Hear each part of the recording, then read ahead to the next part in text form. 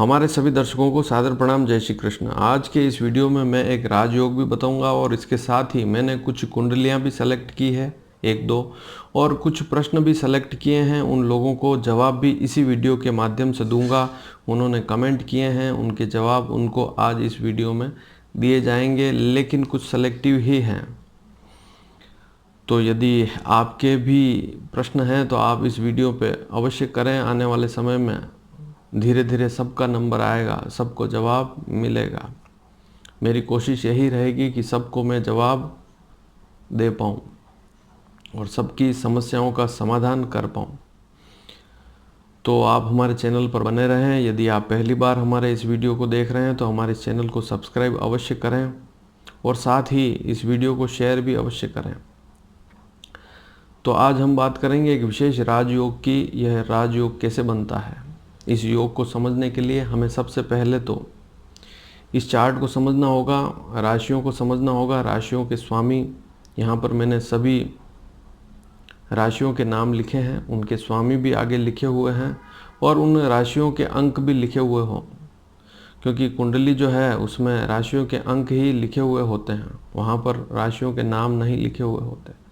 तो इस चार्ट को आप ध्यान से देखेंगे तो उस राजयोग को समझ पाएंगे। हालांकि बहुत अलग अलग प्रकार के अनेक राजयोग ज्योतिष शास्त्र में लिखे हुए हैं, लेकिन यह योग भी बड़ा श्रेष्ठ योग कहलाता है।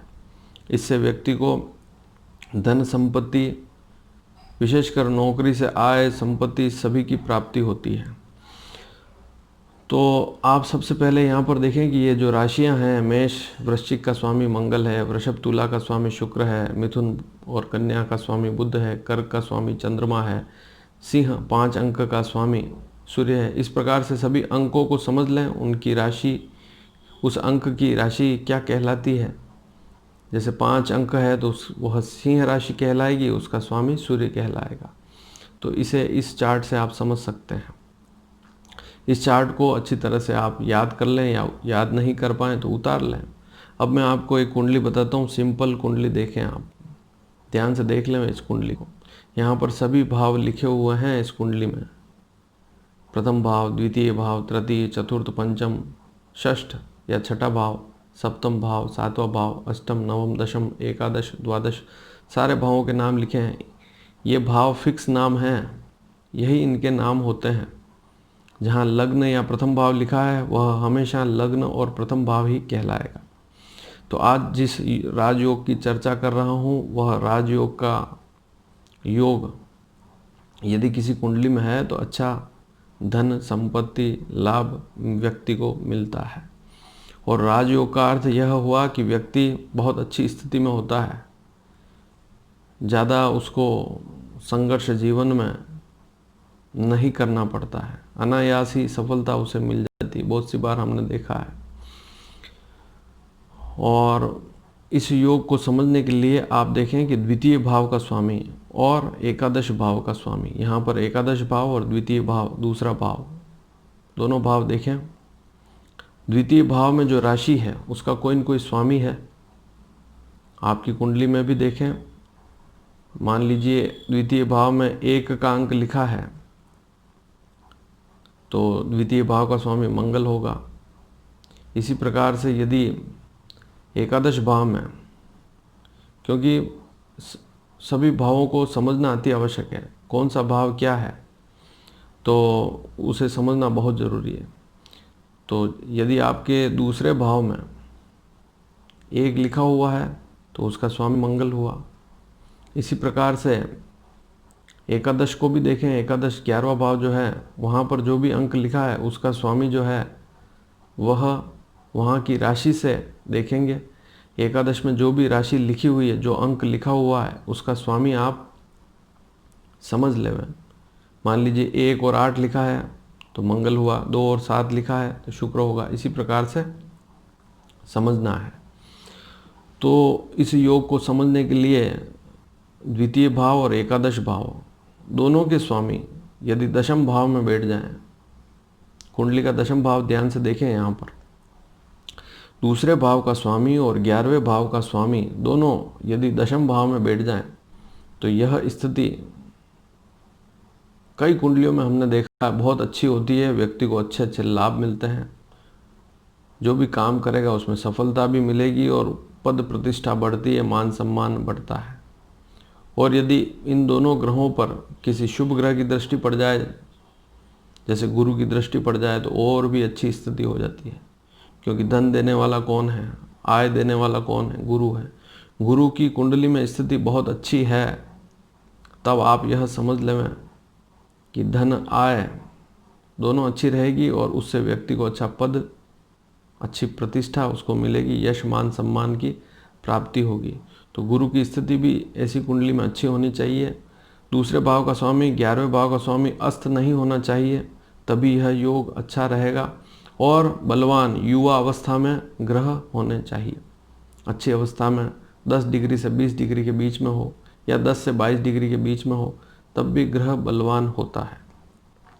तो दूसरे भाव का स्वामी और 11वें भाव का स्वामी यदि दशम भाव में बैठ जाए तो यह एक अच्छा योग होता है और इस योग के प्रभाव से बहुत अच्छा लाभ मिलता है। हाँ, अब इसमें एक बात और समझने की होती है कि लग्न, पंचम और नवम भाव के जो स्वामी हैं, लग्न का स्वामी, नवम भाव का स्वामी और पंचम भाव का स्वामी, यदि इनकी दशाएं हैं तो स्थिति और ज़्यादा अच्छी हो जाती है। क्योंकि लग्नेश की दशा हो, पंचमेश की दशा हो, नवमेश भाग्येश की दशा हो, तो बहुत अच्छी स्थिति होती है। तो आपने इस राजयोग को समझ लिया। अब प्रश्न की बात करते हैं। मेरे जितने भी वीडियो हैं उन पर लोग प्रश्न भी करते हैं, अपनी जिज्ञासा वहाँ डालते हैं, उनको बहुत सी चिंताएं भी हैं अपने जीवन के बारे में, और बहुत से जैसे मेला पक के बारे में भी प्रश्न होते हैं। तो अब मैं कभी कभी वीडियो में उनके जन्म समय या उनके प्रश्नों को भी लेकर यहाँ पर उनके जवाब दूंगा। अब इसमें यह होता है कि सभी का तो लेना बड़ा मुश्किल है, लेकिन कोशिश रखूँगा कि धीरे धीरे सबको जवाब दे पाऊँ। तो आज का सबसे पहला जो प्रश्न है, हमारे यहाँ पर एक प्रश्न आया है। आपका यदि प्रश्न यही है तो आप भी सुन लें ध्यान से इस वीडियो को। उन्होंने लिखा है कि मेरी सिंह राशि है। एक जो है, उन्होंने, एक लड़की है, उन्होंने लिखा है कि मेरी सिंह राशि है और मैं जिसको पसंद करती हूँ उनकी सिंह राशि, उनकी मेष राशि है। मेरी सिंह राशि है, मैं जिनको पसंद करती हूँ उनकी मेष राशि है। और मेरा जो है राक्षस गण है, और जिनसे मेरा अटैचमेंट हो चुका है या उनसे मैं शादी करना चाहती हूँ, उनकी मेष राशि मनुष्य गण है। तो क्या शादी हो सकती है? वैसे तो यह प्रश्न ही अधूरा है, क्योंकि जो गण होते हैं राशि में, नक्षत्र के अनुसार पर जो नक्षत्र होते हैं हमारी राशि में, उन्हीं के अनुसार गणों को देखा जाता है कि मनुष्य गण है, राक्षस गण है। तो इसका आधार नक्षत्र है, लेकिन इनके प्रश्न का जवाब देना अब जरूरी तो होगा ही। तो सिंह राशि इनकी है, तो इनका जो है मगा नक्षत्र है, तभी इनका राक्षस गण होगा। और राक्षस और मनुष्य गण की बनती नहीं है, ऐसा शास्त्रों में लिखा है। लेकिन इनकी सिंह राशि है, मगा नक्षत्र है, तभी जाकर इनका राक्षस गण होगा। और लड़के की मेष राशि है, मनुष्य गण है, भरणी नक्षत्र है, तभी उनका मनुष्य गण होगा। अब आप यहाँ पर देखें कि विवाह हो सकता है या नहीं, इसमें तो बहुत लंबी लंबी बातें हैं, बहुत अन्य चीज़ें भी देखनी पड़ती है, जैसे आपकी कुंडली में ग्रहों की क्या स्थिति है। लेकिन अगर आप केवल गण के आधार पर ही प्रश्न कर रहे हैं तो एक का राक्षस गण है, एक का मनुष्य गण है, लेकिन एक की मेष राशि है, एक की सिंह राशि है। मेष राशि का स्वामी मंगल है, सिंह राशि का स्वामी सूर्य है। ऐसी स्थिति में गण दोष नहीं लगेगा, क्योंकि दोनों के राशियों के स्वामी आपस में मित्र हैं। और यही हमारे शास्त्र में लिखा हुआ है कि दोनों, लड़का और लड़की, दोनों के राशि के स्वामी यदि मित्र हों तो वहाँ पर गण दोष नहीं लगेगा। तो अगर यहाँ पर देखें तो इनके गुण देखें तो 20 गुण मिलते हैं, इन्होंने देखे होंगे पंचांग से। या कहीं पंडित के पास गए हों तो उन्होंने भी देखे होंगे। 20 गुण मिल रहे हैं। और यहाँ पर एक बात और हो रही है कि मेष से सिंह तक गिने तो 5वीं राशि पड़ेगी, सिंह से मेष तक आए तो 9वीं राशि पड़ेगी। तो नवम पंचम भकुट दोष भी इसमें देखा जाता है, लेकिन राशि मैत्री है इसलिए भकुट दोष नहीं लगेगा। 7 गुण और जुड़ेंगे तो गुण 27 हो जाएंगे। तो भकुट के तो गुण जोड़ ही सकते हैं। 27 गुण होकर मिलान शुभ हो जाएगा। यहाँ पर किसी भी प्रकार का गण दोष नहीं लगेगा क्योंकि दोनों की राशियों में मित्रता है। तो ऐसे मिलान को हम कर सकते हैं। अब मेरे पास दूसरा प्रश्न आया है। इनका नाम हिमांशी है या हिमांगी है। अपनी जन्म तारीख देख लें, यहाँ पर कुंडली दिखाई दे रही है, आप जन्म तारीख देख लें। 9 अगस्त 1999, 1999, 10:12 सुबह का जन्म है। जन्म स्थान में नहीं बता रहा हूँ, तारीख सुन ले। 9 अगस्त 1999 सुबह 10:12 का जन्म है। इनका प्रश्न है लव मैरिज सक्सेस होगी या नहीं।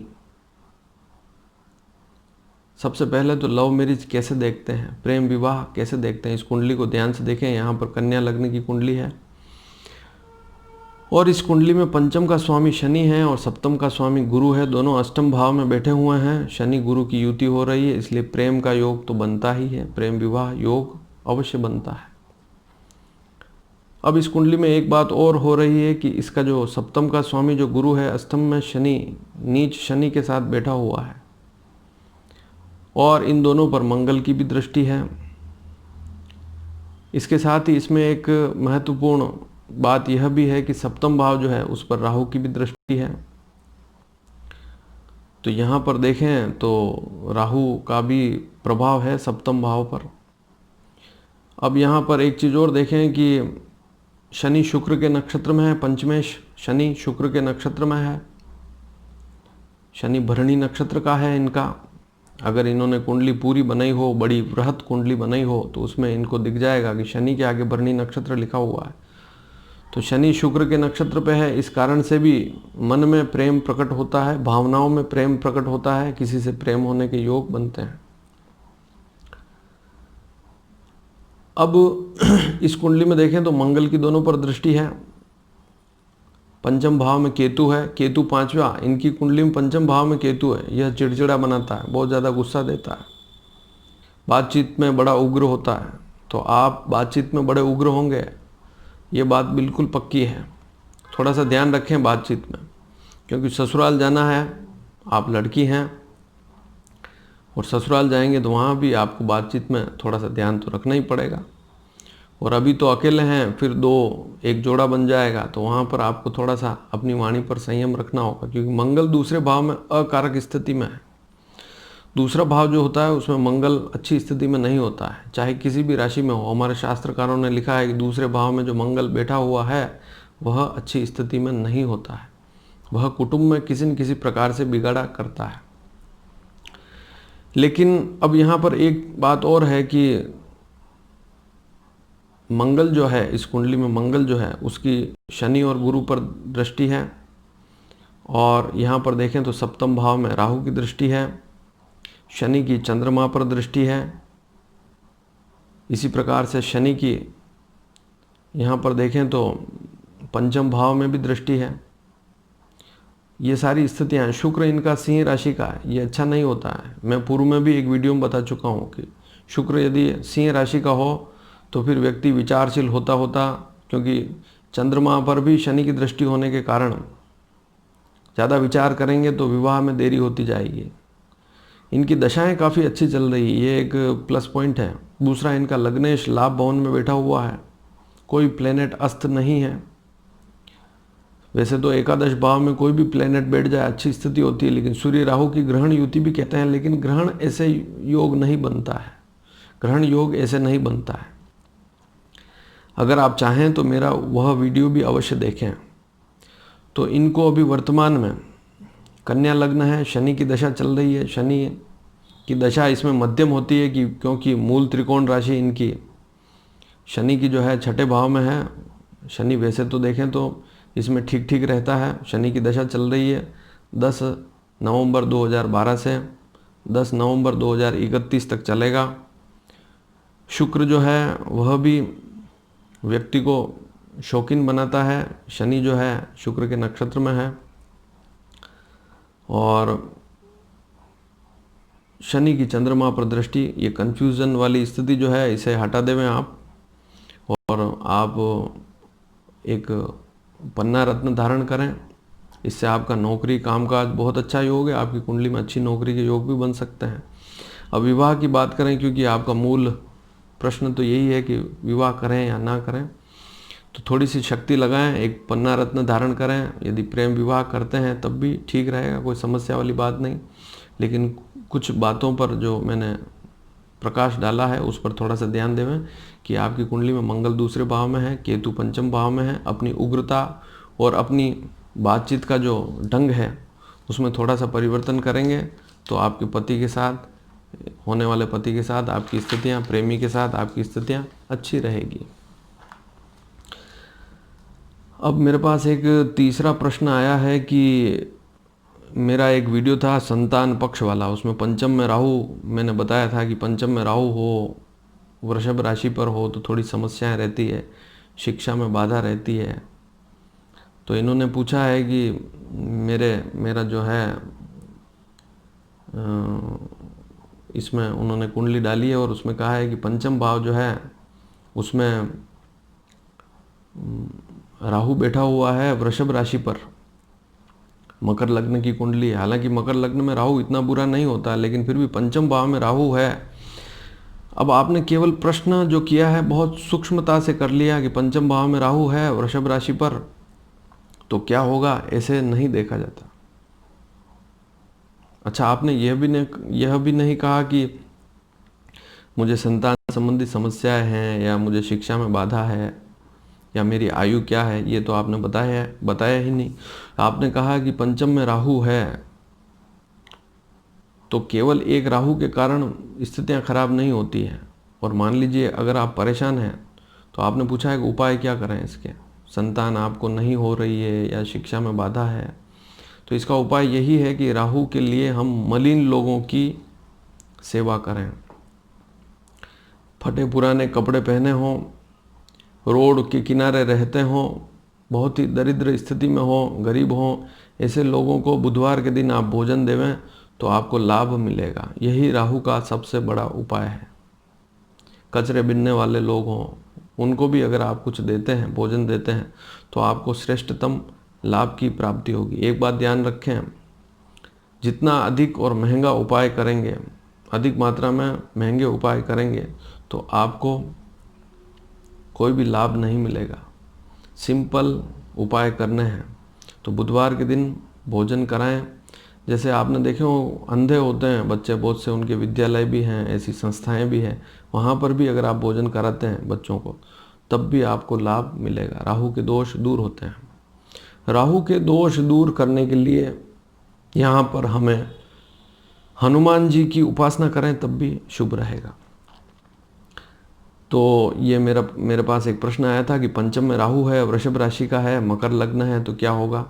इतना सा छोटा सा प्रश्न, ऐसे प्रश्न ना करें। या तो आप जन्म की डिटेल डालें, अपना नाम भी ना डालें, गर्ल या बॉय, लड़की है या लड़का है, ये लिख दें तो उससे। और आप हमारा वीडियो देखते रहें, हो सकता है आपका भी नंबर आ जाए और आपके प्रश्न का जवाब इस वीडियो पर ही आपको मिल जाए तो और ज़्यादा अच्छा आपको लगेगा। अगला प्रश्न मैं ले रहा हूँ, इन्होंने पूछा है कि दोनों का श्रवण नक्षत्र है। अभी मेरे पास एक प्रश्न आया कि लड़का और लड़की दोनों का श्रवण नक्षत्र है, दोनों की अंत्य नाड़ी है, एक का दूसरा चरण है, एक का चौथा चरण है, दोष लगेगा या नहीं। वैवाहिक मिलान के संदर्भ में प्रश्न है। लड़के का और लड़की का दोनों का श्रवण नक्षत्र है, एक का दूसरा चरण है, एक का चौथा चरण है, तो नाड़ी दोष लगेगा या नहीं लगेगा। दोनों का श्रवण नक्षत्र है, मैंने आपको पहले ही बताया था कि पाद वेद देखें, पहले का चौथे के साथ, दूसरे का तीसरे के साथ दोष लगता है, लेकिन श्रवण नक्षत्र में तो दोष लगता ही नहीं। कोई भी चरण हो, सेम चरण हो तब भी विवाह कर सकते हैं। 28 गुण मिल रहे होंगे इसमें, तो आप इस विवाह को कर सकते हैं। एक का दूसरा, एक का चौथा चरण है, चरण अलग अलग हैं, कोई दोष नहीं लगेगा, इस विवाह को कर सकते हैं, कोई तकलीफ वाली बात नहीं। एक प्रश्न मेरे पास थोड़ा सा उल्टा सीधा गलत भी आया है, इसको भी मैंने लिया है। लड़का जो है उसका पुष्य नक्षत्र है और लड़की का आश्लेषा नक्षत्र है। उन्होंने लिखा है, वैसा ही तो बताऊंगा मैं आपको। लड़के का पुष्य नक्षत्र है, लड़की का आश्लेषा नक्षत्र है, नाड़ी दोष लगेगा या नहीं लगेगा? तो सबसे पहले तो आपको यह समझा दूं कि नाड़ी दोष कैसे देखते हैं। दोनों की नाड़ी एक हो तभी नाड़ी दोष देखते हैं। सबसे पहले तो आपने कुंडली खोलकर देखा ही नहीं कि दोनों का नक्षत्र क्या है। पुष्य नक्षत्र मध्य नाड़ी होती है, आश्लेषा नक्षत्र अंत्य नाड़ी होती है। अब दोनों की नाड़ियां ही अलग अलग है तो नाड़ी दोष कैसे लगेगा? तो सबसे पहले तो प्रश्न ही गलत है। और यदि इस विवाह को करना चाहते हैं तो कर सकते हैं, कोई तकलीफ वाली बात ही नहीं, क्योंकि दोनों की नाड़ी अलग अलग है। तो पुष्य नक्षत्र और आश्लेषा नक्षत्र का विवाह कर सकते हैं। पुष्य नक्षत्र का स्वामी बुध है, पुष्य नक्षत्र का स्वामी शनि है और आश्लेषा नक्षत्र का स्वामी बुध है। दोनों मित्र भी हैं, कर्क राशि है दोनों की, विवाह क्यों नहीं कर सकते? कर सकते हैं, लेकिन नाड़ी दोष तो प्रश्न ही गलत है आपका। तो ये तो प्रश्न ही गलत है, तो सोच समझ के प्रश्न करें। सबसे पहले आप यह समझें, मैंने इतने नाड़ी दोष पे वीडियो बनाए हैं, आप ध्यान से उनको देखें कि दोनों की नाड़ी एक हो तब ही नाड़ी दोष लगता है। अब अंतिम, लड़का है या लड़की ये तो पता नहीं। आप यहाँ पर एक कुंडली देख लें। 2 दिसंबर 1994 दोपहर की 12 बजे इनका जन्म है। शादी कब होगी, यह इनका प्रश्न है। कुंडली आपको दिखाई दे रही होगी, कुंभ लग्न की कुंडली है। इनका प्रश्न है 2 दिसंबर 1994 और दोपहर 12 बजे का जन्म है। शादी कब होगी? सबसे पहले तो आप यह समझें कि आपकी कुंडली में शनि लग्न में बैठा हुआ है, सप्तम में मंगल है। सामान्य तौर से इसे मांगलिक भी कहा जाता है। मंगल हालांकि सिंह राशि का है, मित्र राशि का है, केंद्र में है। आपकी कुंडली में शश योग भी बन रहा है, लेकिन मंगल की शनि पर दृष्टि है, राहु की भी दृष्टि है शनि पर, इसलिए थोड़ी सी समस्या रहती है। लेकिन आपको विवाह के साथ साथ काम धंधे में भी लाभ तो मिलना चाहिए। आपका जो है चंद्रमा और बुध दोनों अस्त हैं। दशम भाव में सूर्य, बुध, चंद्रमा और गुरु 4 प्लेनेट बैठे हुए हैं, बहुत अच्छी स्थिति है। गुरु चंद्रमा की जो दोनों की युति जो होती है वह गज केसरी वाला योग कहलाता है। इसी प्रकार से सूर्य बुध दशम में बैठे हुए हैं तो सूर्य बुध आदित्य योग कहलाता है। हाँ, शुक्र राहु, शुक्र काफ़ी अच्छा है, भाग्य स्थान में ही बैठा हुआ, काफ़ी अच्छी स्थिति। गुरु आपका अस्त नहीं है तो यह केंद्र में है, बहुत अच्छी स्थिति है। इसलिए इस गुरु के केंद्र में होने से, चंद्रमा तो अस्त है, गुरु के केंद्र में होने से आपके मंगल का दोष वैसे तो समाप्त हो जाता है। अब मंगल की दृष्टि जो है, सप्तमें सूर्य है, दशम भाव में बैठा हुआ है, सूर्य पर मंगल की दृष्टि है, सूर्य पर शनि की दृष्टि है।